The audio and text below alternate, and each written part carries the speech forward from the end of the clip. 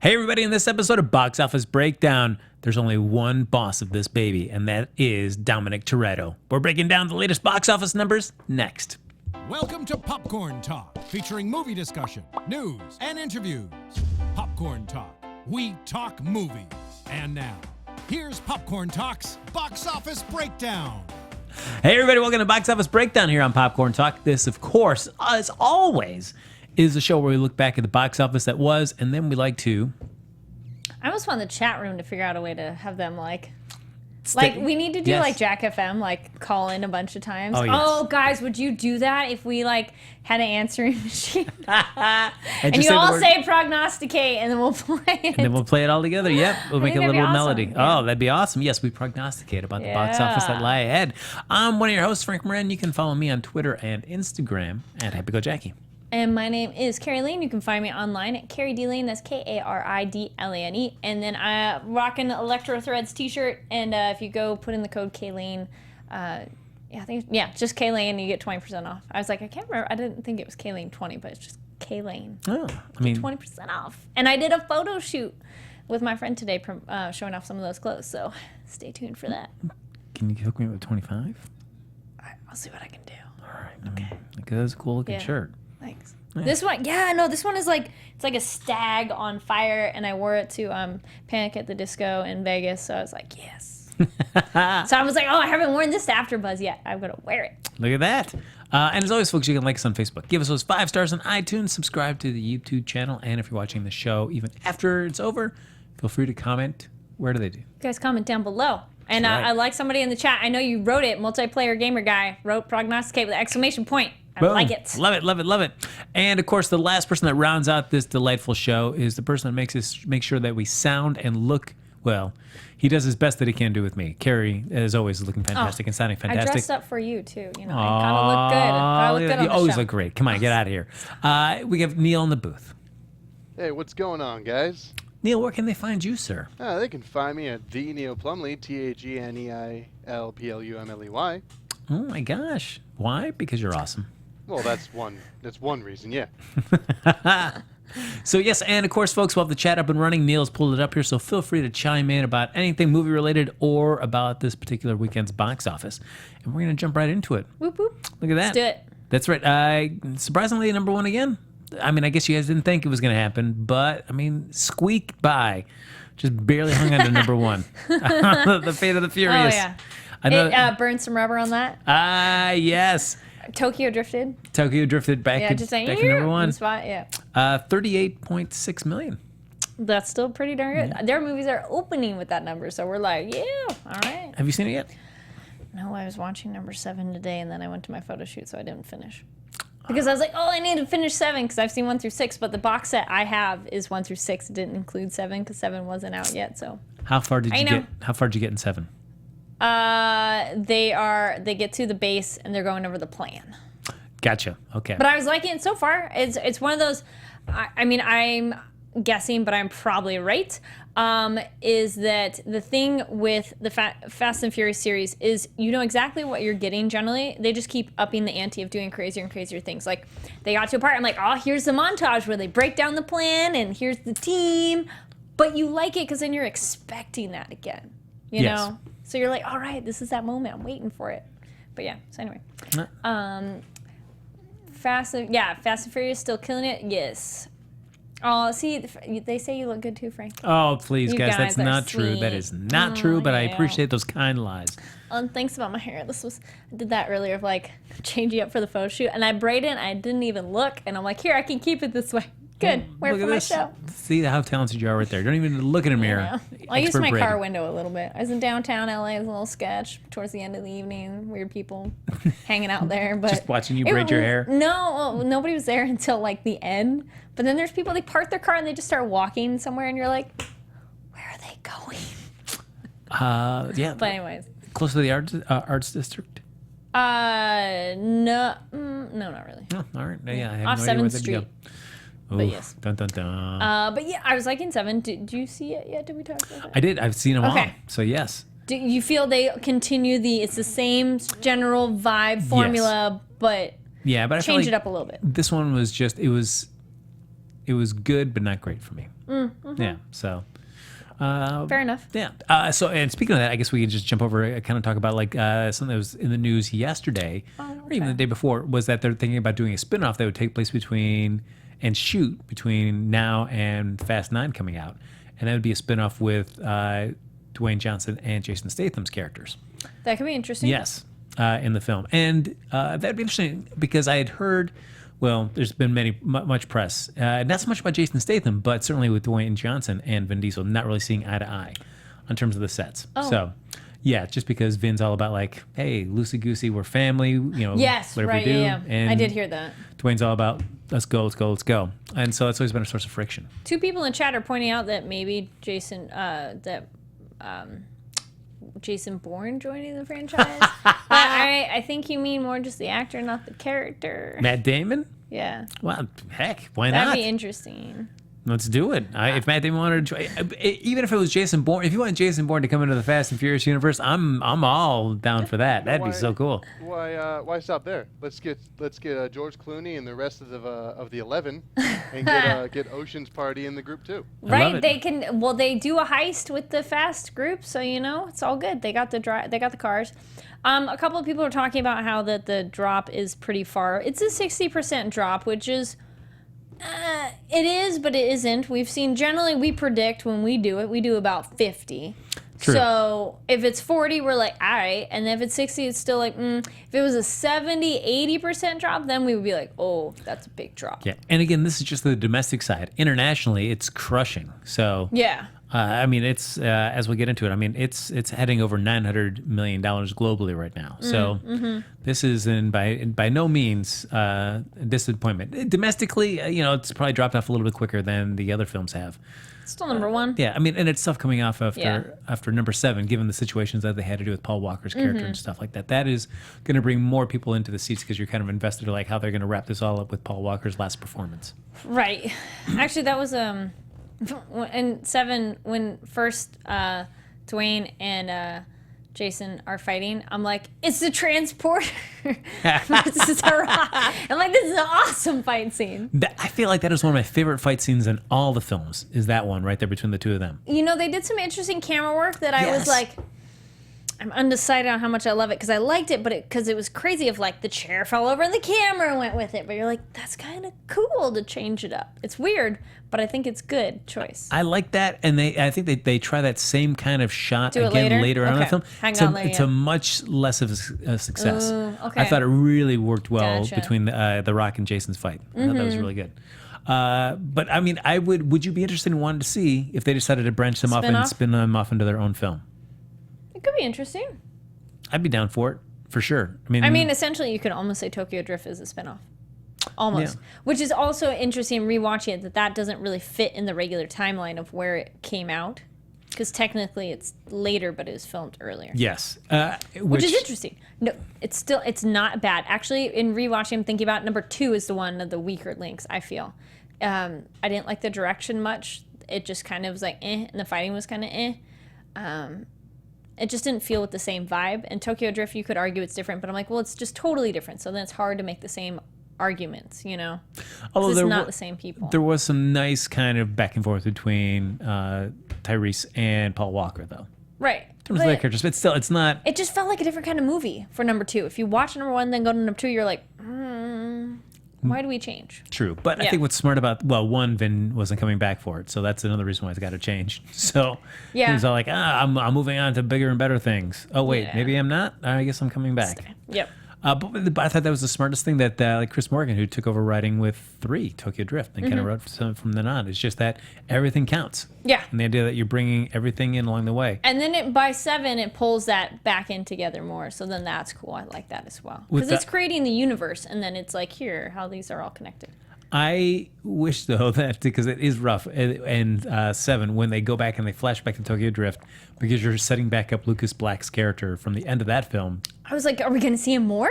And then you do see him more, but you notice, there's a big jump in his age between those 2 scenes, and you're like, what happened to him just in that? Is that when he's like talking at the railing at the party? Yes. I didn't actually, I was looking, but I was like, whatever.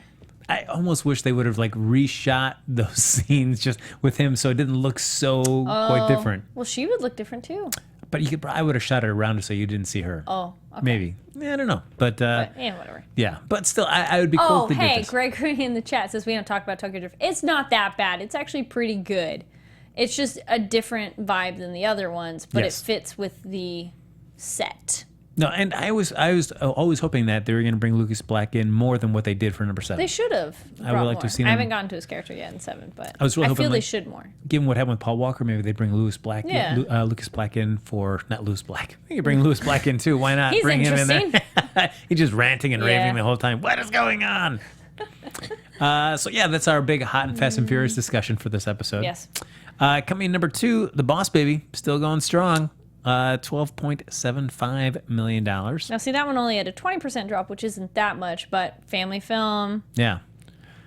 still doing well. No, and I mean, if you compare that to the Smurfs has been dropping and dropping and dropping, but the Boss Baby still got it. Yep. Number 3, Beauty and the Beast, another $9.973 million, still a 27.2% drop. Yep, that one's still holding on, even though it's been out a while, too.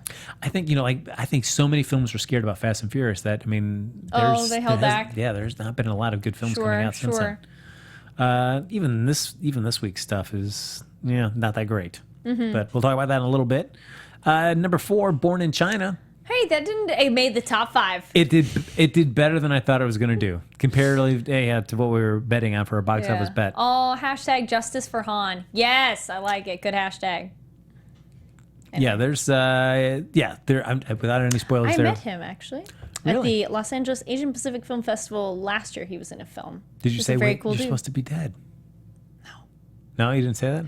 Because movies He's are actually real. a really tall dude, too. You Not that I found thought he was short, but I was like, you're much bigger than I expected. Of like, hi, nice to meet you. Did you say that? No. No, Kari, come on.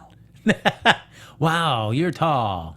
No. Well, and then I got heels on too, so then you're always surprised when you meet people on the red carpet. I do hosting at red carpet too, guys. So if you like red carpets, She's a multifaceted bummer. that actually starts next week. Is it Los Angeles Asian Pacific Film Festival? If you guys are in Los Angeles, Oh, nice. You'll be hosting it then? I will be doing red carpet for AfterBuzz. Yes, Look at you. next week. So I might be gone on Sunday. Maybe. How I know. dare you? How dare you? I cannot believe Ready, this. Frank? I don't think so, Kari. I don't think so.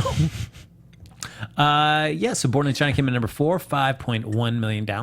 And rounding out the top 5, which surprisingly, I was surprised that Born in China did a little bit better, Going in Style, the Zach Braff directed film from Warner Brothers, just a hair over $5 million. It's not in the top 5 anymore, but I did see Ghost in the Shell. What'd you think? I liked it, but I didn't love it. Visuals, great. And then I'm sorry guys, I didn't get around to finishing the show, but I did watch both the movies. It's very smart. What they did is they changed a lot of things from the films, but it was cool because they made it make sense within their world that they created. So they shifted how some things happened from the original films. So I was like, okay, that's different that you changed it, but they made it work within their story. Mm-hmm. Does that make sense? I mean, you're always going to have the argument on casting that I'm not going to go into that too much. But I mean, technically, it's a false body, so it's not really her. So I still make that argument that I'm like, well, technically, it's not the body. And it's not a body she chose. Mm-hmm. It's a very different argument, too. It'd be different if she goes, this is what I want to look like. I do agree that there were some arguments somebody made then that she should have kind of like a disembodied feeling of like looking at herself and going, this doesn't feel what I should look like. That I'm like, okay, that could be there. So that was an argument. I'm like, you could have played that angle with her not being cast as Asian. And yeah, again, really cool visuals, but I didn't feel it wasn't amazing, but I enjoyed it. It was better than I thought it was going to be. Mm-hmm. Would you want to see another film in that universe?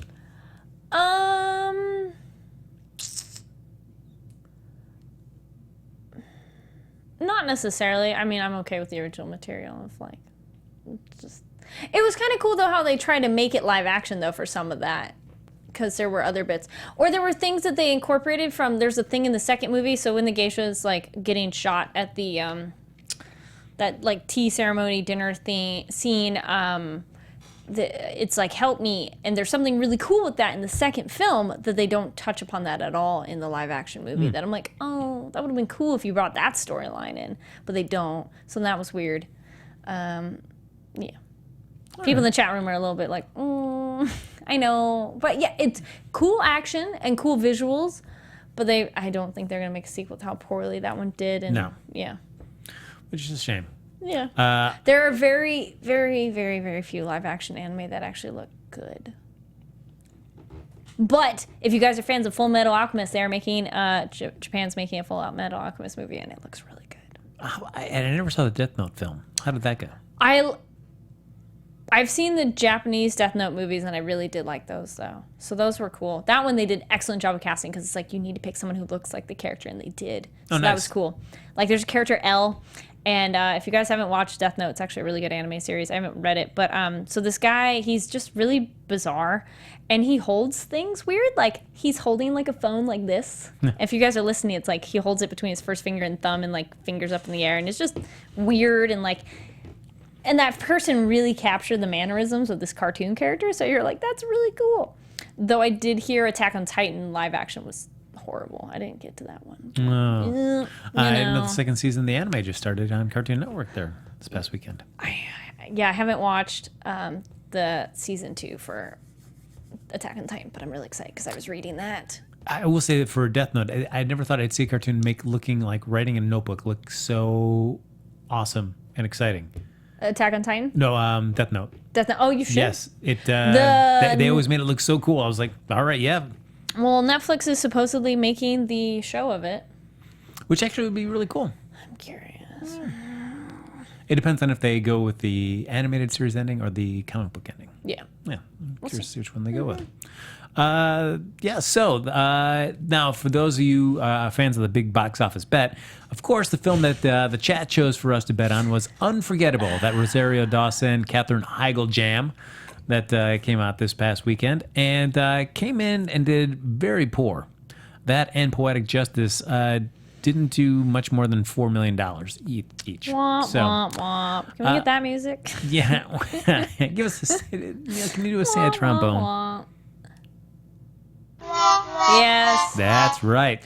So, of course, the winner of the box office bet, Neil, look at you. Are you just basking in your prognosticating skills? Oh, I'm basking all right, Frank. Oh, yeah. It feels like a warm summer day.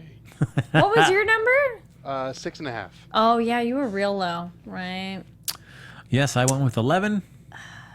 Carrie, you went with 12. So I know everybody there in the chat is excited for you to go see this and let us in on all the cool deets. Sorry, I just made a face reacting. Somebody said Warner Brothers is developing live action reboot of Attack on Titan.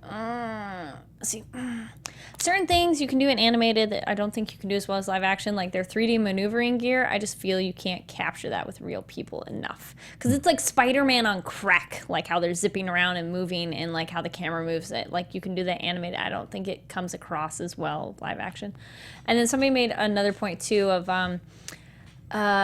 director for Get Out was in talks for directing Akira. And that one I'm like, but see, that one is so specifically set in Japan that it's like, unless you're gonna make it set in Japan, What if they do in Los Angeles? That was actually when they were pitching around. I think who was it? I just forgot his name. But there's an actor who was who's into producing now, and he bought the right. I think he tried to buy the rights for it, or he ended up getting them, and he was going to try and make the movie with him Leonardo DiCaprio. With him starring in it, set in Neo, New York. And all the fans on the internet were like, that can't happen. That's going to be awful. And I think I got shelved into development hell. If I remember correctly, maybe the chat can clear that up if they know any more about it. But yeah, it was in talks. I think that was about maybe 5 or 6 years ago when I last heard about it. Yeah, Levy Speak says Jordan Peele is a huge anime fan. I don't care if you're a huge anime fan. It's one of those, like, that helps for sure. But there's certain anime content that's really specific to Japan. So unless you're going to set it in Japan and have Japanese characters because the whole point is they're in Japan. It's not American tourists living there, or so it's like we all just like brace for like impact. Now, before we get too far away here, yeah. Albin back there at the top of the chat though says, Kari, you're going to love Unforgettable. I know. Thank you, Albin. Yes. Yeah. Wah, wah, wah. Do that one again. Oh. Come on, how excited are you? Yeah. As what the words in Fat Furious 7, words haven't been invented yet. Oh. So as we're talking about Furious 7, why don't we talk a little bit about the Fast and Furious there internationally? The Fate of the Furious, in its second lap around at the international box office, it put another $163.4 million in the tank. That's some great money mileage. That lifts the offshore total to $744.8 million in 65 markets, and as I mentioned earlier, the global tally $908.4 million. It is basically the latest entry in the 16-year-old franchise. Nicely done. And still number one everywhere worldwide, and it will leave $1 billion in the rear view this coming week. Loving the puns. That's right. China continued to show its love for the family with a further $58.5 million in the sophomore session, and that takes the total to $318.9 million over there in China. And that turbocharges the pick past Transformers Age of Extinction, which had $2 billion, and to become the number 2 import of all time in the Middle Kingdom. Furious 7 still holds a record as the biggest imported pick ever with $2.4 billion, and the current film is expected to use its horsepower to get past that. China is in high gear on the movie, and there's plenty of track ahead.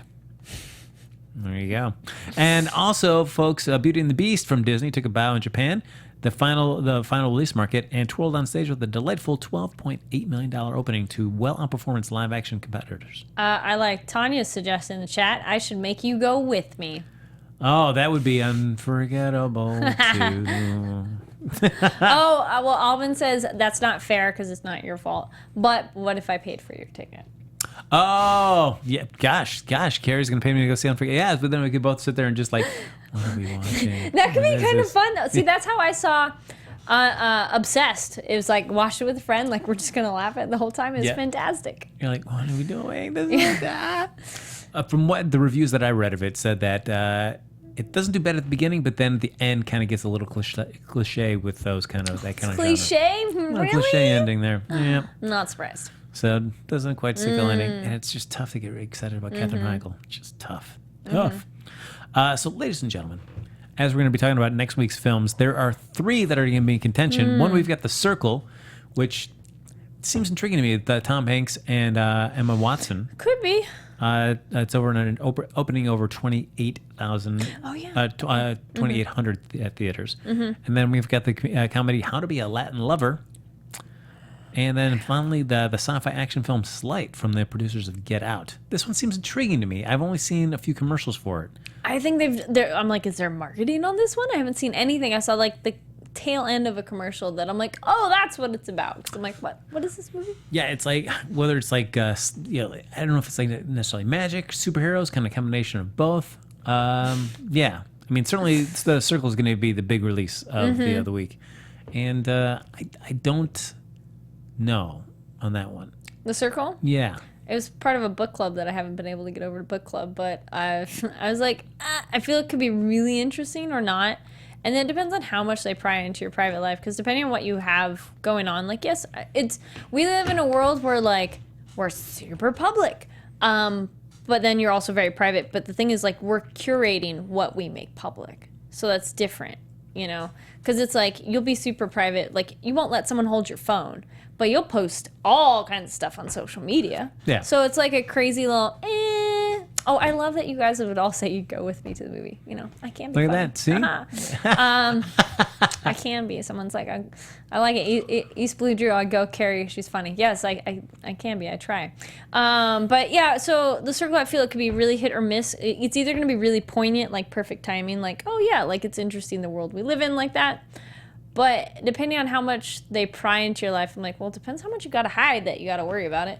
Right? Yeah, it's and I can't quite tell in this one if Tom Hanks turns out to be the bad guy. I think the problem is they're like really pushing it, that I'm like, I'd almost be disappointed if he is, because then you'd be like, well, that trailer. Yeah. Yeah. And then you've got. Yes. Yeah. I think that it looks just like a live-action feature-length Black Mirror episode. Right. Yeah. It seems kind of like an episode, or it seems sort of like a combination of a couple episodes from the show. So I don't know if it's going to be any different. I'd actually be surprised if Tom Hanks is like the unwitting accomplice to like a weird social algorithm AI like Skynet that just takes over everyone's lives. That's a little out there. That's a little out of the ballpark. No, I think mean, it'd be fun. that's what. Yeah, exactly. It's one of those movies that you're like, it's either gonna be really good or really not. I like this suggestion from the chat, Frank. Lil Jen says, I would love for you both to do a commentary on Popcorn Watch along, especially something like Unforgettable. That would be really funny. Yes. We'll do our own Mystery Science Theater That's right. 3000 of it. Yes. Would you guys watch that? Would you watch us break down a movie and talk about it? Heck yeah, I'll do it. That'd be Why fun. not? Yes. Yeah. They do movie breakdown things, so. Yeah, but I true. don't think they do it as a watch along. I think I don't know. I haven't been able to catch any of those. Yeah, those. I guess Anatomy of a movie. Yeah. Yeah. We have a lot of those, so if you guys do that, but Yeah, it's we not could- us, but No. we can maybe change that. We can do an extension right here with Popcorn Yeah. Talk. Yes, Popcorn Talk watch along, and Yeah. we should make that Unforgettable. Should be the first one. Yeah, very funny. Oof. what have I gotten us to Good do? lordy. Yeah, I don't know, because I feel like I've just seen those. I haven't seen a full trailer for it. I've only seen like the Circle? commercials, yeah, Oh, and the poster. Every time I go everywhere, I've just seen that poster everywhere. And I love Tom Hanks' beard. It looks good. Ideally, I would watch you watch Unforgettable. Thank you. And then Neil, kind of going off your comment too, Sky Patterson says Circle is basically Twilight Zone meets Outer Limits and politics. So yeah, a little bit, yeah. It's a similar vibe of like it's taking a world we already know and then expanding upon it and analyzing it, Albin has gone out on a very dangerous limb here and said that Boss Baby is greater than Storks. And Albin, I gotta disagree. I enjoyed Storks tremendously. I did not enjoy Boss Baby as much as I did Storks. I don't think there's anything as fun in the Storks and Boss Baby as when Andy Samberg's character finds himself caught in that glass maze because he can't see glass and he's got to get through and he keeps bumping in. I thought that was very entertaining. Put I your laughed. wings out. I laughed, and I didn't Okay. laugh nearly as much like that in anything in Boss Baby. Oh, someone else said, yeah. Lil Jen says exactly. Yay for popcorn watch along. All right, we should pitch it. All right, we'll do it. All right. So now before we get into picking out next week's films, and as well for our box office bet, we've got again The Circle, How to Be a Latin Lover, and Slight. Feel free to start chiming away in the chat. I know Albin's there, so Albin, I'll look to you as always to kind of keep a running tally. But we'll do a little box office rewind on one of the people that are in one of the upcoming films, and for that we went to the Gone Before His Time, Mr. Bill Paxton. Mm-hmm. And he's got a nice eclectic bunch of films there in his top 5. Coming in number 5 was Apollo 13 from Universal back in '95, $25.3 million. That was a really solid film. I remember liking that one. There's just everything just was really what I just Good remember- drama.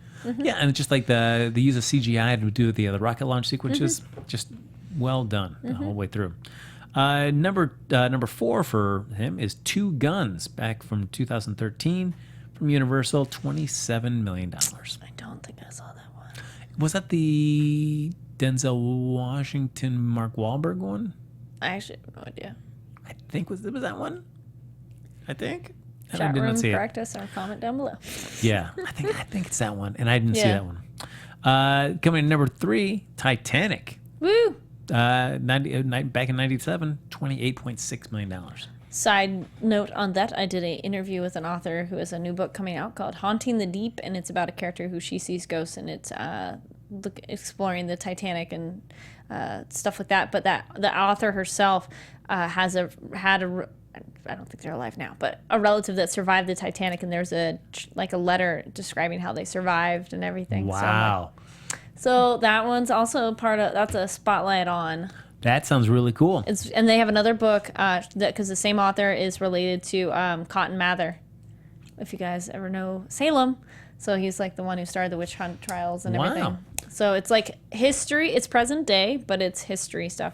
He does interviews too. I don't want to totally toot my own horn here, but But I don't do them as nearly as well as Kari does. oh no. So. But yeah, just Titanic made me think of that. I'm like, oh yeah, because she talked about that. Now, to take a break from Bill Paxton for just 1 second, as we mentioned Titanic, there's the news in the press that Avatar films finally have some release dates, and that's not going to be until 2020. And then he's shooting them all in consecutive order. So he's going to be shooting it back to back to back. So they should come out relatively quickly after that. But still, are you going to be... That's a long time. Well, wait, that's only 3 years from now, but that's still a really long time. Well, yeah, 2020 sounds really far. Because it came out, 2007? Is that when it came out? 2007? Oh, hey now, Gregory says if a girl says she loves Titanic, right? It's actually it's a good movie. Don't... Whatever. I mean, but do you feel like the whole movie's a good movie, or just basically when the whole wreckage part, when it hits the iceberg and starts going down? The beginning, it's a good romance story. It's more that the end is the... but, like, I remember more of the... Like, it's 3/4 of the movie is them falling in love, and then it's just the end. So it's like, that part's a good romantic thing. Yeah. Come on, you get the naked scene, too, if anybody really is going to bitch about it. Drop me like one of your French girls. That's right. Yep. I say that to Neil every night. I see him here at AfterBuzz. Neil, take a moment. Drop me like your French girl. But I just don't know. Like, are you... I mean, the first Avatar film was fine, but it's not like I'm... Oh, no, it was so cool. But it is... Okay.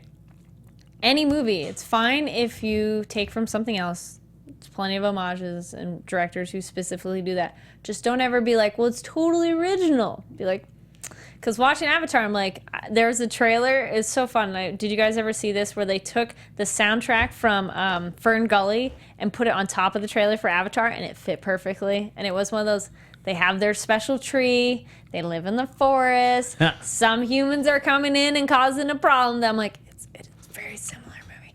They totally execute it differently, and it's a very different look, and there's a lot that's different, but it's one of those, like, don't say it's totally brand new. Yeah. But I did really enjoy it. I did see it though in IMAX, so that probably helped of like, whoa, we're in the world. But visually stunning, and I really love the idea of like turning into another creature. I think it's so cool. So I liked that aspect. Yeah, but the 3D, because I always remember like the big things like the 3Ds. He's revolutionized the way. I didn't watch it in 3D though. And I was like, well, I got to check this out, and I felt like, I mean, it had a nice depth of field, but it didn't like blow me away. So I to this point where I would rather go. I would unless I have to, I will not go see a film in 3D. Just give it to me in 2D. Oh, 3D drives me nuts. Oh, yep, exactly. Adelia says Avatar is dancing with wolves with blue aliens. Yeah, it was definitely Dance with Wolves. It's definitely Fern Gully and a couple of those other mixed together. Then I really liked the first one. But I had a deep appreciation for the world building, and how the creatures looked and how they worked, and all the intricate plants and everything. Because I actually learned that Cameron hired a whole bunch of artists and he bought the house next to his house, and for years that was their job, to show up at that house and to figure out how these creatures worked, how they evolved, and how they walked around this planet, and they just built the whole thing from the ground up. And even though the story was a little useless, sometimes I still make the argument that, yeah, it's like Dancing with Wolves, but so is Pocahontas, so where's the argument there? Yeah. That aside, I think it's a fun ride. And what's interesting is that I did look at those release dates, Frank, and they're coming out in December, like mid to late December, in 2020, 2021, and then 2024 and 2025. Mm-hmm. So I'm wondering... I don't know how long the Star Wars episodes are going to keep going, or the spin-offs, but are they going to go toe-to-toe with those films, or is that why they're coming out so late? Ah. Yeah, but I mean... Good prediction. But it's true, but I feel like the box office is big. I mean, if say December, if the end of the year was still reserved for Star Wars, I mean, you could put Avatar on during the summer, it would clean up. That's true. I would think, but I don't know. Neil, are you excited about seeing the next Avatar film? Like, just genuinely excited, or like, when it comes out, I'll still see it, but I'm not like jonesing for it. Yeah, because the story might not be fresh, but it's a whole new world. Yes, exactly. And Cameron keeps saying that there's so many other places on this world that him and his team put together, including some underwater stuff, because he's such a fucking diving guru, that seeing this stuff and seeing it in the best way that technology can bring you, and even in 3D if it calls for it, I'm gonna be like probably first or second in line, just cause, like if I'm gonna go see Fast and Furious, Frank, I'm definitely gonna go see Avatar. Okay. Because at least Avatar is like a brand new setting that I'm not going to see before, or maybe again. Now, everybody here in the chat, Kari, everybody watching even after the show is aired live, you've all heard Neil say that he's going to be either the first or second person in line when Avatar comes out. So we got to make sure we hold him accountable to If that. we're around at 20. Yes. Well, Tweet me at the Neil Plumley, TheNeilPluMley, on the release date of Avatar 2 in 2020. That's right. Well, another movie that's not slated at all yet, but Neil's brought it up, and I just started the book, is Ready Player One, and I'd be very curious to see that as a film. But I'm only a little bit into the book, so. It'll be curious to see, because in the book they have a lot more properties that tie in. It'd be interesting to see with how much Spielberg's context, influence, and connection allow him to pull in so many different properties to use. Oh, and then good point. Sky Patterson is like, hey, James Cameron, where the hell is your epic war drama film? Where's Battle Angel Alita? I agree. That one was talked about years ago, and I was excited about that. And it's like, nope. Yeah, I wonder if at times like that he becomes almost like Guillermo del Toro, who announces these films that he, for whatever reason, just doesn't get around to, and something they just kind of slide away. Yeah. Maybe for some of them they might still be on the docket somewhere, but. Oh, okay, interesting. Adelia says that Battle Angel Alita is supposed to come out next year. James Cameron is producing, Robert Rodriguez is directing, and they finished filming. Okay. I like Robert Rodriguez. I'd be very intrigued. Do you feel like compared? Would you rather see though Cameron Battle Angel or a Rodriguez Battle Angel? They'd be different styles. I think Rodriguez would get the dirty, gritty feel of it. But James Cameron would make it epic, if that makes sense. More grand, but... Would he have the heart? Would he have that human connection? Well, she's an android, so... Well, he wrote T2, wrote and directed it. Yeah, I don't know. It'd be a You good made him question. feel. Yeah. At the end, when she goes into that big molten steel pit and just puts her thumbs up, that's what happens, right? Because that's how all James Cameron's films end. He changes the ending. It's always going into a molten pit, keep that thumb up. Get that up, high up. All right. Okay. We got to get back to Bill Paxton's breakdown here. Edge of Tomorrow came in at number 2 for him, which I did like that. I really like that too as well. I know a lot of people had some issues with it. Maybe the name of it did not help. Yeah, I think I like that one. $28.7 million. And then his number 1 film, which is, I think of all these ones, I haven't seen Two Guns, so I can't speak to that. But it definitely the goofiest, and that's Twister. I enjoyed it. Back in '96, $41 million. I mean, he sells just picking up that dirt and just kind of like, just letting it go and just like, yeah, I know what's going on.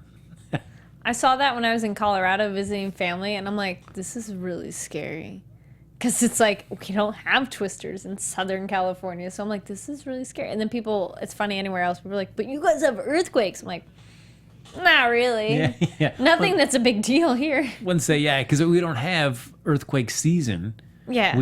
That's tornado season. You have that. I mean, every year you are in that 3 or 4 month gap where it's a high potential for it to happen. It's supposed to be different if we had like earthquake season here. Then it'd be like, it'd be terrifying. What I think my most favorite thing about the film Twister is that it has the coolest pinball I'd ever seen. Pinball machine. Oh wait, Edge of Tomorrow. I was mixed feelings on that. I was thinking a different movie. Oh, I like the graphic novel and the book better. Just saying. What film were you thinking? I think I was almost thinking Day After Tomorrow. James Bond? No. The Dennis disaster Quaid movie. Anyway. Dennis Quaid, Jake Gyllenhaal. Yeah. Okay. Edge of Tomorrow, you mean All You Need Is Kill. I'm yes. Like, no, that one's better, but whatever. Or they're trying to do like Live, Die, Repeat. Yeah. Yeah. But it has the pinball you could shoot, and then it would get trapped on this little magnetic disc in the center of the pinball board. Oh, okay. And eventually, as you got enough on there, then it would start spinning like a tornado, and then it would shoot all the balls out of her. It was so cool. I loved it. I spent many, many quarters on that pinball machine. Mm-hmm. All right, so ladies and gentlemen. No, it was not. Sorry, East Blue Drew said it was. You say that the Edge of Tomorrow was a great manga. Okay, it might be a good manga adaptation. It was not a good book adaptation at all. Oh man. But anyway. So our before we get into our box office bet, again we have The Circle, How to Be a Latin Lover, and Slight. which seems intriguing to me from the producers of Get Out. Slight does look kind of cool. And that's a wide release, so. Yeah. I wish I knew how many, but we'll see. We're going to do our predictions for next week's top 5. Now, we've got those 3 films. Again, as I mentioned, The Circle is going into 2,800 theaters plus. How to Be a Latin Lover is at 1,000, and Slight is just wide. It's just wide. I was going to say that's more. It's just wide. Well, I don't know how many. Like, wide is how many? Doesn't that mean more than 28? Maybe. Oh, okay. Or, I mean, not necessarily? Yeah, I don't think it's more than 2,800. No. Because very much like it's like, hey, we're going to go from our limited release in like 3 or 4 markets to we're going to go wide. Okay. So, do you feel like any of those have a chance to topple our current top 5? Fate of the Furious, The Boss Baby, Beauty and the Beast, Born in China, and Going in Style. Yes. Ooh, which one or 2 or more might be in danger of being knocked off the list? I think Born in China and Going in Style would be. I can't disagree. I think The Circle, it's Tom Hanks and Emma Watson, so it's good. It's based on a book. Generally does kind of have that built-in audience. Okay, say Beauty and the Beast hadn't come out this year. Do you feel it would still do as well? Because I feel like Emma Watson might have a few more eyes on it. She's on the watch list now. Might not. It helps for sure. As much as I love Tom Hanks, it's like I think a film like this is not going to open that huge. Not as huge as many other Tom Hanks films. I don't think it's going to be like number 1, but it could be number 4. Yeah. And Slight, it's hard because I don't feel it's had a whole ton of advertising. True. That people are like, wait, what movie are we talking about? Oh, there we go. Okay, Ken Jack says, thanks for... Yay, numbers already. I like it. Fast and the Furious, Circle, Boss Baby, Beauty and the Beast, and Slight. Wow. Okay. I think that's very high for Circle, but... That does seem very high to me. How to Be a Latin Lover, I also feel that one didn't do a lot of advertising. And it's only in 1,000 screens. That's not much. And then Slight, I feel that might be a word of mouth one. All right. I think Fate and the Furious will probably stay at number 1, actually. Mm-hmm. Is Boss Baby going to stay number 2? You know what? If only because if it drops, well, even if it drops 20%, man, this is so hard. You know what? Maybe I will take your crazy suggestion, chat room. And, you know what? Let's be crazy. Okay, number 1, let's do Fate of the Furious, 2, The Circle, 3, Boss Baby, 4, Beauty and the Beast, and 5, Slight. Interesting. All right. Yes. Okay. Neil, how about you, sir? Do you have a thought? Yeah, I'm going to basically have the same, but throw Slight into the number 2 slot and move everything else down. Wow. Do you think Slight is going to... I mean, certainly they keep advertising as producers of Get Out, but do you think... I think it could. I think it might. I mean, if we're looking at the drop, we have Boss Baby only at 12.7 this week. Mm-hmm. It's probably going to go down to about 8. And now the question is, do I think that Slight's going to do better than 8? You know, maybe. Okay. I think it might. I mean, that might be shooting a little high, but I think it could. All right. Okay. Okay, I guess I would go Fate of the Furious. Man, interesting with Slight. Oh, okay. Well, while you're thinking, Jennifer says Fate of the Furious, Circle, Boss Baby, Slight, and then Beauty and the Beast. Interesting. Mm-hmm. I do like Jennifer's lineup there. And Ken Jack makes a good point that Circle only needs 8 to 9 million or so to be number 2. All right, Jennifer, thank you for picking my lineup for me. That made it very easy for me. Know? All right, so ladies and gentlemen, we've gotten to the point where we've got to do our box office bet, and time is running out. Dun, so, dun, dun. Do we get a movie to bet on yet? Yeah, looks like Alvin. What do you think so far? What have you seen? I know I've seen The Circle mentioned. I've seen good old How to Be a Latin Lover mentioned. I don't know if I've seen. I've seen Slight. I've seen Slight mentioned too. So I've seen all 3 of them mentioned. I don't know who's been mentioned the most. Let's see. In the meantime, Again, we have how the box office bet works is that we're all going to bet on the total opening box office for this weekend. One that gets closest is going to have bragging rights. They're the prognosticator of prognosticators. The loser will have to go see this film and tell us all about it. Latin Lover. Oh, God. Latin Lover. And actually, neither of us put it on. None of us put it on our top 5. No. Yikes. Only 1,000 screens. Yeah, this is going to... All right, let's do it, All right. Let's get in. Fudge. So, How to Be a Latin Lover, Thank a comedy you. from Pantaleon Productions. They're 1,000 screens. Now, just as a little point of reference here, our lowest box office on this top 5 here was $5 million for Going in Style. And that right there is on 3,038 screens. Now, by contrast, real quick, Born in China on a little over 1,500 screens and did 5.1 million. Okay. So, just throwing that out there as a point of reference. So wait, Boss Baby. Oh no, I'm sorry. Born in China got 5 million with 1.5 million or 1,500 screens, but Latin Lover has 1,000 screens, so Yes. it should be less than 5. Probably should be yes. All right, I'm gonna make my number a little smaller now. All right. I wasn't that high, but still. Oh, okay, yeah, 3.6 by Star Drew. Albin says 2.5. Desmond says 2. I've got my number ready to go. Yeah. Okay. Oh my gosh. Frank, you ready? All right. Go for it, Neil. I'm going to say 3.4. Okay. All right. I'm glad I didn't make my first guess then. Oh man. Okay, I went Ready? 3.5. Oh no! No! Oh! For those of you listening, I have 3 and Frank did 3.5. You know what though? I thought 3.5 and I saw everybody's numbers. I'm like, let's erase the 0.5. See, you guys, we have all kinds of fun here on this show. No. Oh man. All right. Oh. Well, yeah. great. So Neil will be just feet up, comfortable this entire weekend. Carrie and I will be sweating it out of the box Yeah. office. I'm feeling calm and relaxed already, Frank. Yeah. Oh man. All right. And then, Here's- real quick too, I was gonna say, Tanya, thank you for reminding me on Twitter, and I actually don't have my answer right now, but I'm gonna make sure I do that by tomorrow morning. We did, and actually, I'll give you guys an opportunity.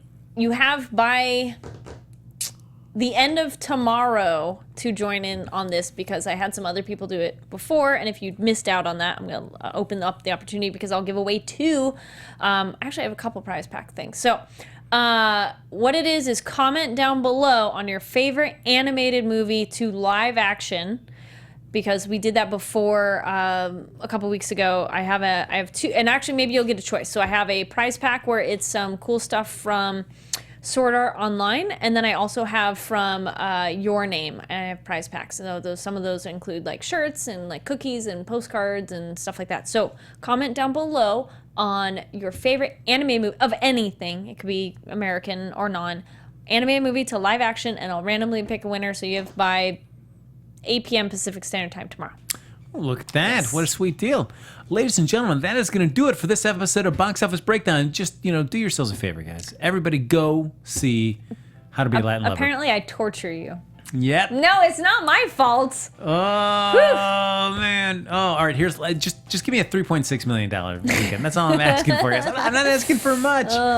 Ladies and gentlemen, as always, thanks so much for joining us there in the chat. You guys make the show so much fun for us to do. Yes. And you can always like us on Facebook, give us those 5 stars on iTunes, and subscribe to us there on the YouTube channel. And if you're watching this afterwards, Carrie, where can they share their thoughts? Yes, you can, one, comment down below on stuff, give the video a thumbs up, and answer that animated question so you guys can get a prize pack. And then you can continue the conversation with me online at Kari D Lane. That's KARIDLANE on Twitter and Instagram. And yes, go check out Electra Threads, this cool shirt. They have a lot of really cool, colorful shirts by photographers. Like, it's very bright. I'm like, I know, that's why I love it. Use the code KLANE and you get 20% off, and they'll post some more photos. I posted some fun video, though, of me downtown on Twitter and the My Story on Instagram, so you can watch those. Oh, me being a nice. dork of like, hey, we're downtown.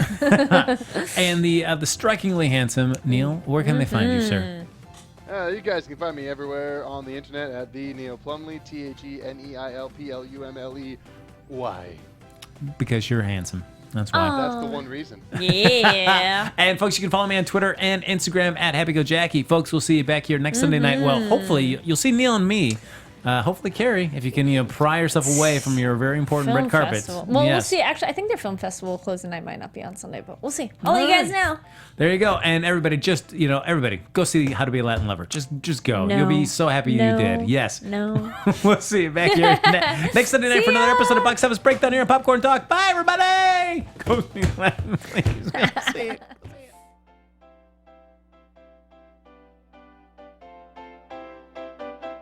From producers Maria Menounos, Kevin Undergaro, Phil Svitek, and the entire Popcorn Talk Network, we would like to thank you for tuning in. For questions or comments, be sure to visit popcorntalk.com. I'm Sir Richard Wentworth, and this has been a presentation of the Popcorn Talk Network. The views expressed herein are those of the hosts only and do not necessarily reflect the views of the Popcorn Talk Network or its owners or principals.